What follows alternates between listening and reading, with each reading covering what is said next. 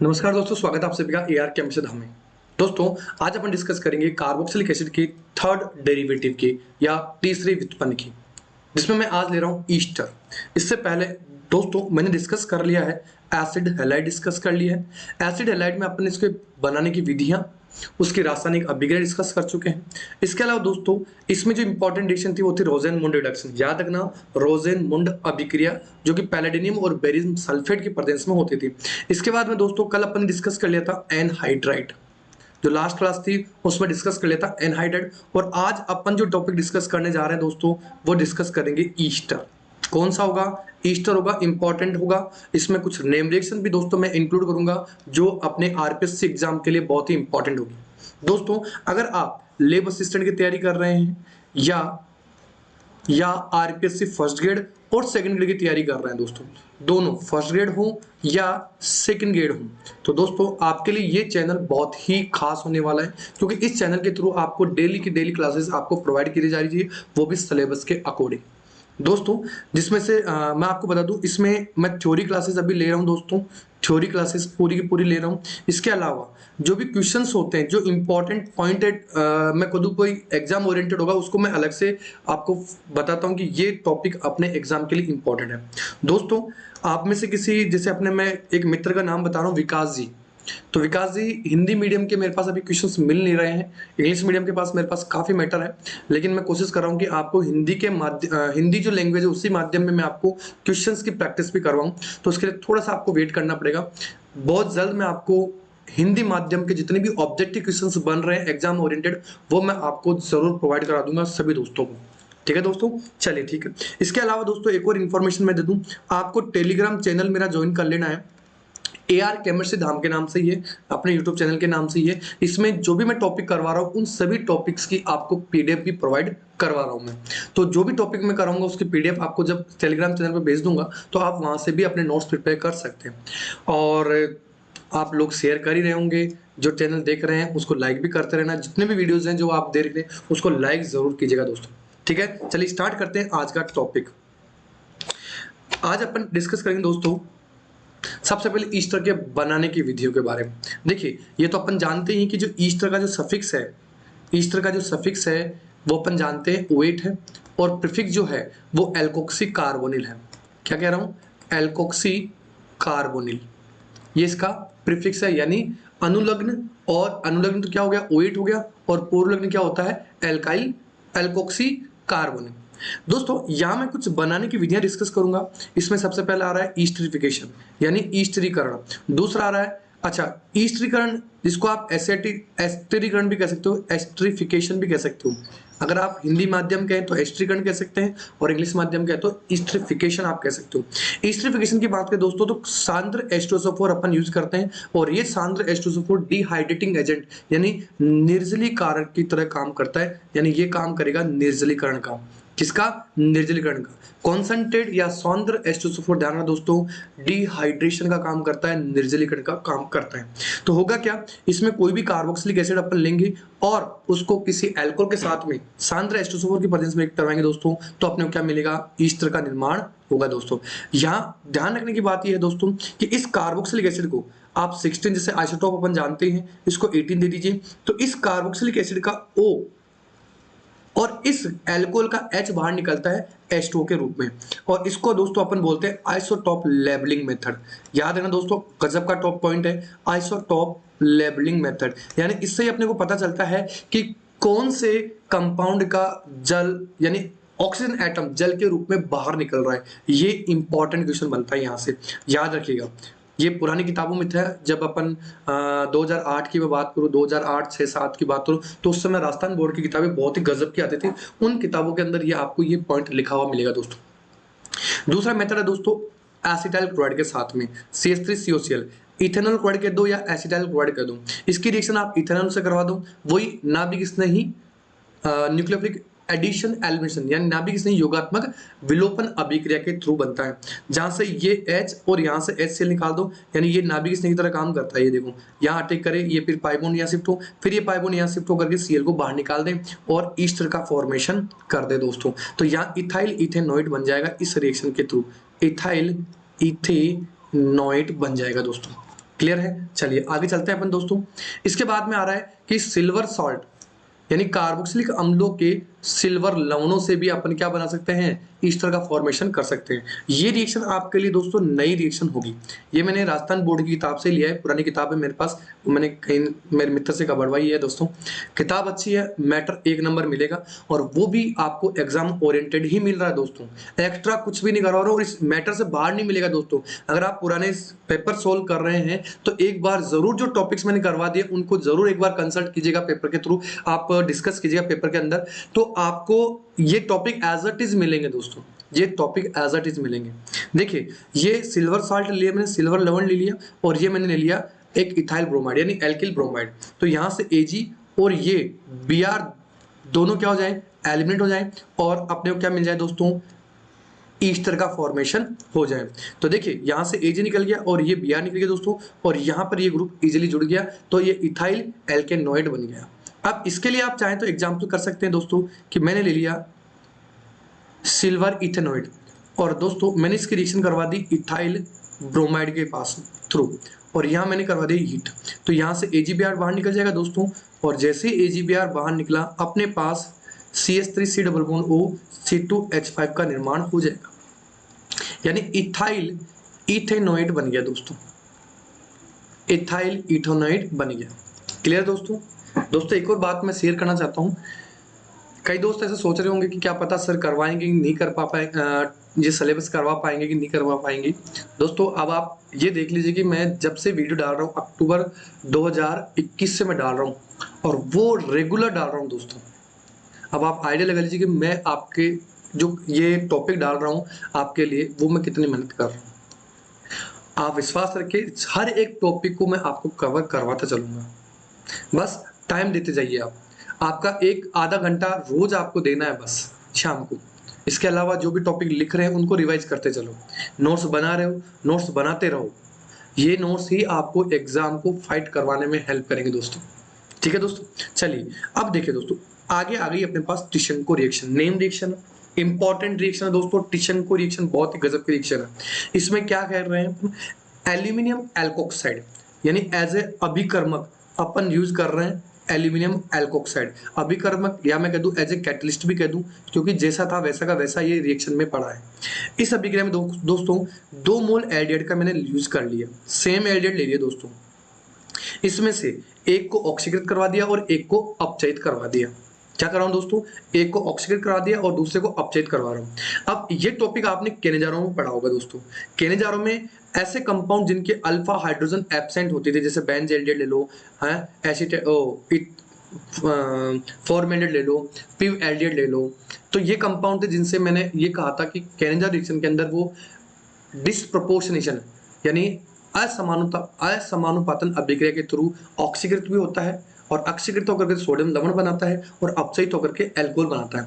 लेकिन यहां ध्यान रखना दोस्तों, ये एल्यूमिनियम इथॉक्साइड की प्रेजेंस में जब 2 मोल एल्डिहाइड होते हैं तो यहाँ केनेजा रिएक्शन नहीं है, यहाँ रिएक्शन है टिशनको रिएक्शन। तो यहाँ ये ऑक्सीकृत होकर के दोस्तों एसिटिक एसिड बना रहा है और दूसरा अपचयित होकर के एल्कोहल का निर्माण कर रहा है दोस्तों। ये गजब का क्वेश्चन है दोस्तों, बहुत ही इंपॉर्टेंट क्वेश्चन है। अब देखिए एल्कोहल कार्बोक्सिलिक एसिड मिल गया और एल्कोहल मिल गया, जब आप इसको हीट करोगे तो दोस्तों यहां से ये जल का मॉलिक्यूल, जल का अणु बाहर निकल जाएगा और ईस्टर का फॉर्मेशन यहां हो जाएगा। तो ये जो रिएक्शन दोस्तों, इस रिएक्शन को अपन बोलते हैं टिशनको रिएक्शन। दोस्तों अगर आपने लास्ट वीडियो लेक्चर जो केनेजा नेम रिएक्शन का मैंने करवाया था, उसमें मैंने करवाया था एल्डोल कंडेंसेशन यानी एल्डोल संघनन अभिक्रिया, जिसमें क्वेश्चन ये था दोस्तों कि अगर मैं इथेनॉल ले लेता हूं और उसमें दोस्तों अगर मैं डाइल्यूट NaOH डाल देता हूं यानी तनु NaOH, तो ध्यान रखना दोस्तों यहाँ एल्डोल संघनन अभिक्रिया होगी। कौन सी होगी? एल्डोल संघनन अभिक्रिया होगी और यहाँ पहले तो एल्डोल प्रोडक्ट का निर्माण होगा दोस्तों और फिर ये एल्डोल प्रोडक्ट कंडेंस्ड होकर के यानी संघनित होकर के जल का अणु बाहर निकालेगा और यहाँ दोस्तों ये बना लेगा क्रोटोन एल्डिहाइड। क्या बना लेगा दोस्तों? Crotonaldehyde. तो ये जो रिएक्शन थी दोस्तों, ये रिएक्शन थी अपने पास एल्डोल संघनन अभिक्रिया। कौन सी है?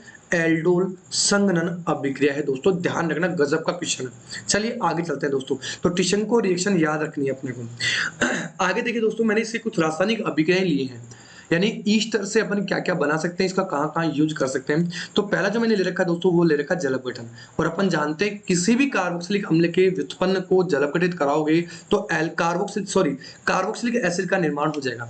क्या कहना दोस्तों, किसी भी कार्बोक्सिलिक अम्ल के व्युत्पन्न का अगर जल अपघटन कराओगे तो 100% आपको कार्बोक्सिलिक एसिड का निर्माण होगा दोस्तों। तो दोस्तों यहाँ ईस्टर था तो यहाँ से ये बॉन्ड ब्रेक होगा और यहाँ OH जुड़ेगा और यहाँ H जुड़ जाएगा, यानी एक तो कार्बोक्सिलिक एसिड बन गया और एक क्या बन गया, एल्कोहल का निर्माण हो गया। अब देखिए दोस्तों, यहाँ याद रखना है दोस्तों, यहाँ याद रखना ये है कि अगर मैं यही कार्बोक्सिलिक एसिड इथेनॉल के साथ में लेता और कॉन्सेंट्रेट H2SO4 डालता, सौंदर्य H2SO4 डालता दोस्तों, तो दोस्तों यहाँ बन रहा था ईस्टर निर्जलीकरण के कारण। जबकि अगर मैं इसी का अगर डाइल्यूट H2SO4 सिलेक्शन करवा देता हूँ दोस्तों, यानी तनु H2SO4 के साथ रिएक्शन करवा देता हूँ, तो वापस अल्कोहल और कार्बोक्सिलिक एसिड का निर्माण हो जाता दोस्तों। गजब का क्वेश्चन है दोस्तों, समझिएगा। आगे चलें दोस्तों, बेसिक मीडियम में जल अपघटन। अब देखिए अम्लीय माध्यम में जल अपघटन था ये जो जल अपघटन है दोस्तों वो था अम्लीय माध्यम में। तो अम्लीय माध्यम में दोस्तों अम्ल प्लस अल्कोहल दोनों बन रहे हैं, लेकिन क्षारीय माध्यम में अम्ल तो बनता है लेकिन NaOH डाल रखा है, तो NaOH क्या करेगा, वापस उस अम्ल से रिएक्ट करेगा और इसका क्या बना देगा, सोडियम लवण बना देगा दोस्तों। क्या बना रहा हूं, सोडियम लवण बना देगा और बचा हुआ क्या रहेगा, अल्कोहल। और अपन जानते हैं कि कार्बोक्सिलिक एसिड की एसिडिक प्रॉपर्टी ज्यादा होने की वजह से, अम्लीय प्रकृति ज्यादा होने की वजह से वो वापस NaOH सिलेक्शन करके उसका लवण बना लेता है, सोडियम लवण। अब ऐसे ही दोस्तों अगर मैं अमोनिया के साथ की बात करूं तो यहां से ये बॉन्ड ब्रेक होगा तो यहां पर NH2 ग्रुप जुड़ जाएगा और यहां पर H ग्रुप जुड़ जाएगा, यानी अमाइड बन जाएगा दोस्तों एक तरफ और एक तरफ अल्कोहल का निर्माण हो जाएगा दोस्तों। क्लियर दोस्तों अगर चैनल पे नए हैं तो जरूर सब्सक्राइब कर लीजिएगा। वीडियो दोस्तों ये मान के चलिए कि बहुत ही यूजफुल आपके लिए, इसे लाइक जरूर कर दीजिएगा दोस्तों। आगे चले दोस्तों, PCl5 की मैं बात करूं तो PCl5 में देखो दोस्तों वही कंसेप्ट है PCl5 का भी, जो मैंने लास्ट लेक्चर में भी डिस्कस किया था। इसको आप इस तरह से ओरिएंटेड कर सकते हैं, इसको रख सकते हैं, यहाँ से ये एल्किल हैलाइड बन जाएगा, यहाँ POCl3 बाहर निकल जाएगा और RCOCl का निर्माण हो जाएगा, यानी एसिटाइल एल्कोनिल क्लोराइड बन जाएगा, एल्किल हैलाइड बन जाएगा और POCl3 का निर्माण हो जाएगा दोस्तों। ऐसे सेम दोस्तों SOCl2 के साथ में RCl बन जाएगा, लेकिन SO2 गैस बाहर निकलती है। ये सेम रिएक्शन है दोस्तों, कोई ऐसा इश्यू नहीं है जिसमें आप कोई कर नहीं सकते, आराम से ये रिएक्शन कर सकते हो। यहाँ अगर मैं इसको मिटा देता हूँ एक बार, इसको मैं करके बताता हूँ दोस्तों। यहाँ से देखिए अगर मैं SO2 ले रहा हूँ दोस्तों तो SO2 वाला वही कंसेप्ट है, ये ले लिया मैंने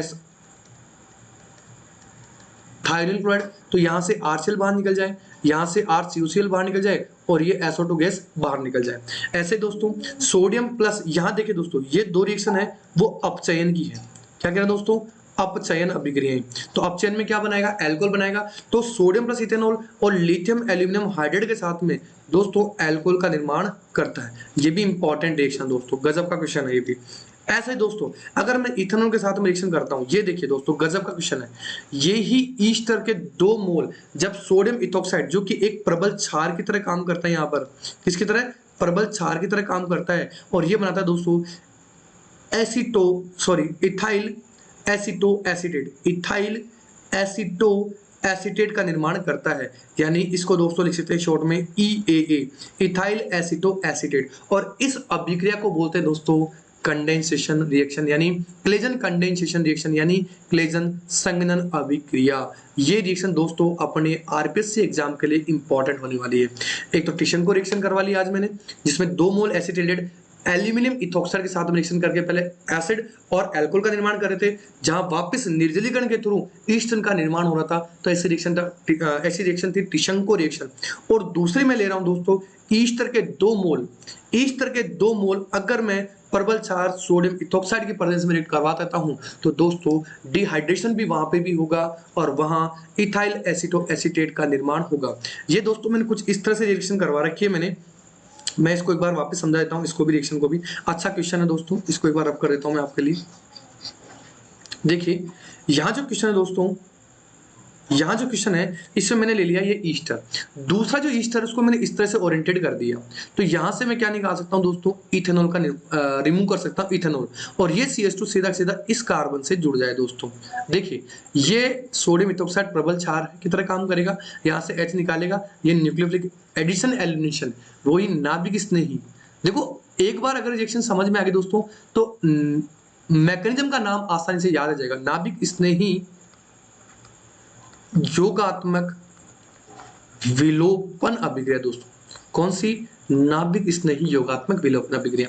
तो यहां से ये अटैक करता और ये इथेनॉल को बाहर निकाल देता और ये अपने पास एसिटाइल और ये सॉरी एसीटो है, ये एसीटेट है और ये इथाइल ग्रुप है। तो इथाइल एसीटो एसीटेट का निर्माण हो जाता है। दोस्तों ये थी अपने पास नेम रिएक्शन क्लेजन संघनन अभिक्रिया जो इंपॉर्टेंट रहेगी दोस्तों, काफी इंपॉर्टेंट रहेगी। चलिए आगे चलते हैं दोस्तों। आगे दोस्तों ईस्टरिफिकेशन की मैं बात करूं दोस्तों, तो ईस्टरिफिकेशन दो तरह का मिलेगा आपको, एक ट्रांस यानी ट्रांस ईस्टरिफिकेशन, सॉरी दोस्तों ट्रांस ईस्टरिफिकेशन आपका दो तरह से मिलेगा, एक एल्कोहलिक अपघटन के थ्रू और एक अम्लीय अपघटन के थ्रू, यानी एक एल्कोहोलाइसिस और एक दूसरा एसिडोलाइसिस। गजब का क्वेश्चन है। ट्रांस ईस्टरिफिकेशन में आपको क्वेश्चन देकर के प्रोडक्ट का फॉर्मेशन पूछ सकता है या प्रोडक्ट देकर के रिएक्टेंट पूछ सकता है या उस विधि का नाम पूछ सकता है जिसमें ट्रांस ईस्टरिफिकेशन होगा, यानी एक ईस्टर किस तरह से दूसरे ईस्टर में कन्वर्ट हो रहा है, इस रिएक्शन को अपन बोलेंगे ट्रांस ईस्टरिफिकेशन। ट्रांस ईस्टरिफिकेशन में दोस्तों ध्यान रखना है कि ये अपने पास कोई ईस्टरी ग्रुप है, समझिएगा। तो हो सकता है कि एक बार ये वाला एल्काइल ग्रुप चेंज हो जाए और एक बार ये वाला एल्काइल ग्रुप चेंज हो जाए। इन दोनों एल्काइल ग्रुप को आपको चेंज करना है और इसी रिएक्शन को अपन ट्रांस ईस्टरिफिकेशन कहेंगे।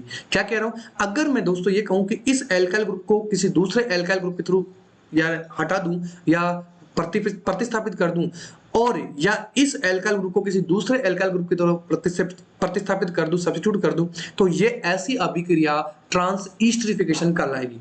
अब देखिए दोस्तों अपने को यहां जो ट्रांस ईस्टरिफिकेशन है वहां दो तरह के पढ़ रहे हैं, एक एल्कोहोलाइसिस, एल्कोहोलाइसिस यानी एल्कोहलिक अपघटन, एल्कोहलिक